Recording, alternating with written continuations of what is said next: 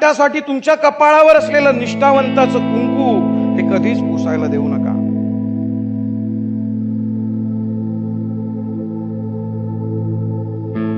केव्हा मी आवाज देईन तेव्हा समोर बसलेले माझे शिवसैनिक एकतर स्वतःचं डोकं फोडून घेतील, नाहीतर समोरच्याचं डोकं फोडायला कमी करणार नाही, त्याचा मला विश्वास आहे.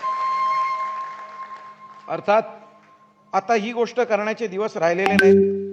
पण चर्चांमधून कोणीतरी सांगितलं की ही निवडणूक ठाकरे स्वतःचा आवाज शिल्लक राहावा म्हणून लढतायत. अरे, ठाकरेंचा आवाज उठणार. या महाराष्ट्रावर जर कोणी चाल करून येणार तर या महाराष्ट्रात सर्वात पहिलं ठाकरेच बोलणार. लक्षात ठेवा शिवसैनिकांनो, शिवसेना हा महाराष्ट्राच्या माथ्यावरचा मळवट आहे आणि तो जर कोणी पुसायला आला तर त्याचं रक्षण करणं हे तुमचं काम आहे. आणि त्यासाठी तुमच्या कपाळावर असलेलं निष्ठावंताचं कुंकू हे कधीच पुसायला देऊ नका. प्रत्येक मुंबईचा घास घेणाऱ्या भस्मासुराला अडवणं यासाठी सैनिक म्हणून पुढे राहा.